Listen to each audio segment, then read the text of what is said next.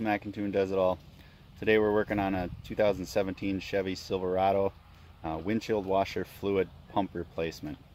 I couldn't find anything online, so I just went to the store, found a pump, saw a video for a different model, but it didn't look like it was going to work for what mine was. The following video is going to show you the different bolts. I ended up taking some out too early because I didn't know there was more at the very bottom, but once we got through pulling all the bolts out, I was able to get it out and get it replaced fairly quickly, and then put it back together, probably done in 45 minutes, maybe a little longer, just because I wasn't sure what had to get taken out and what didn't.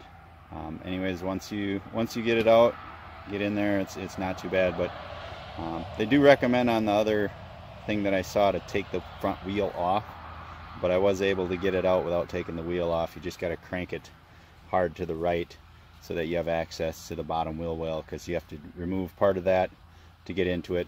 So I hope you enjoy the video. Let me know if you like it and press the like button. Thank you. Here's your water in.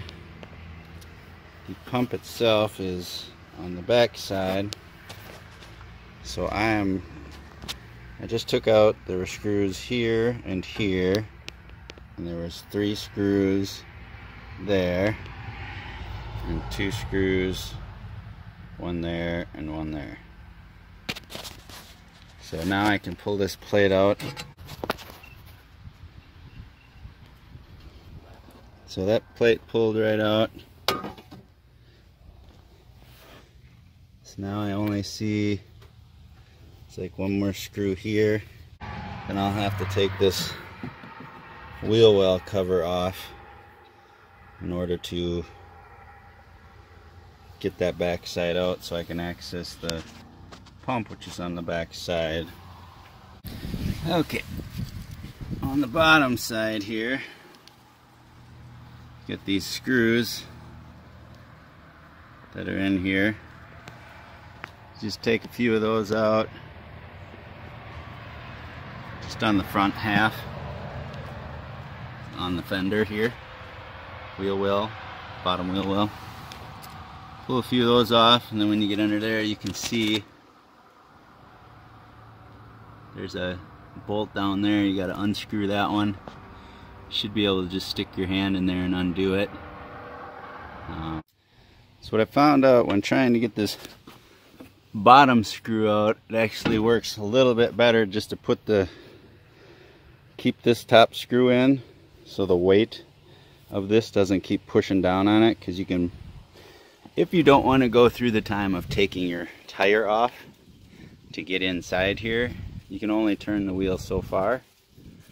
It is kind of a tight area to work in, but you can just get your hand in there and work the wrench. It's a little tough, but can be done. But it works easier if you leave this screw in up at the top. Okay. So there is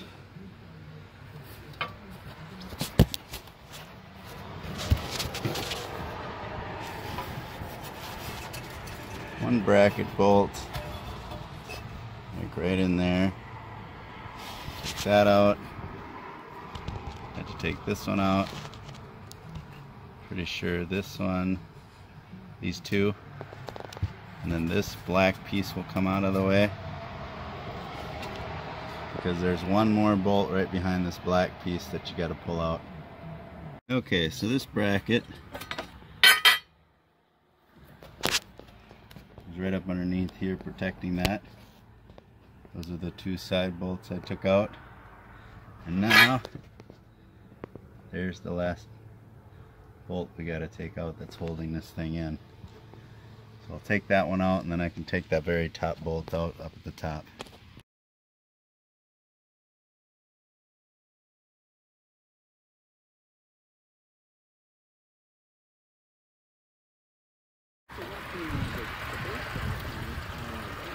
So I just pulled out the pump straight out of the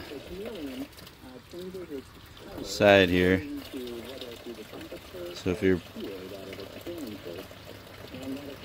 container is full of fluid, you're going to make sure you got something underneath there to catch a lot of it.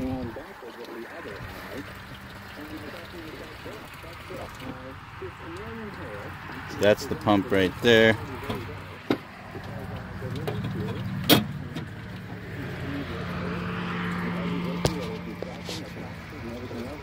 So I just have to disconnect it. Just wanted to wait for the most of the fluid to drain out of there. So now we can disconnect the pump, put the new one. So just wanted to let you know that, see, the electrical part plugs in here, and then when this goes back in, this end will be going down, and it goes right into the tank, into that hole.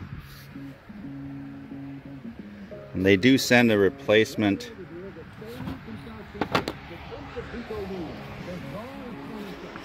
washer.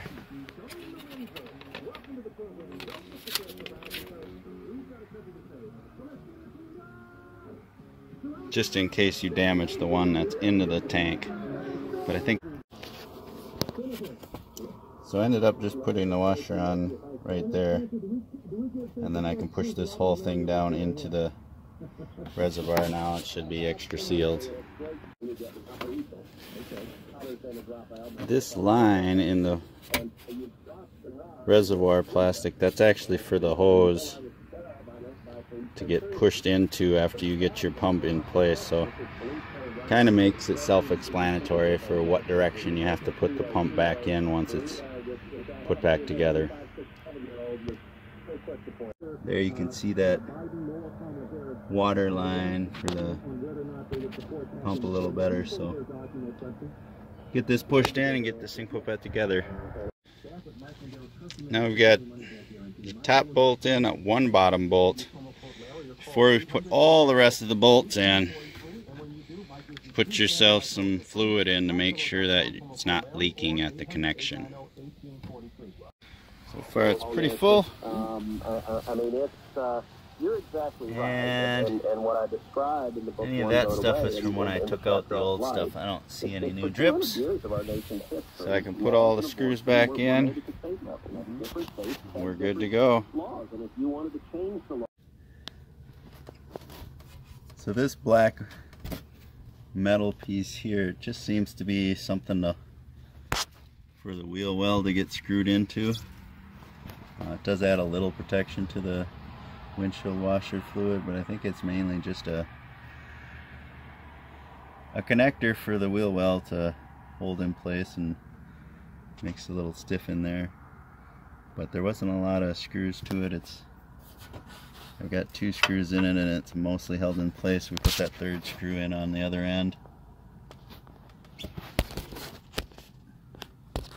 Right there. And that'll pretty much hold that in. Oh, and one thing to note, most of the silver head screws, they're all the same size, except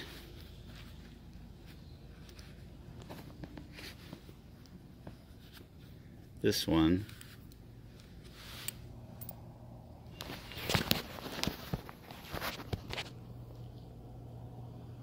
This one here is a little bit longer, and that goes in that metal piece over on the far end of that bracket that holds the wheel well in. Otherwise the rest of them are all this side. They mostly seem to be this color for the windshield washer fluid container unit. And then the rest of them are these black ones that just go metal into metal. It seems like when they go metal into plastic, they tend to use the black ones. This one also, to let you know, it does get a little more corrosion on it because it is exposed more to the ground and the moisture. The rest of them seem to be a little more protected. Just make sure when you're putting this plate back in that you get this black tab underneath that one.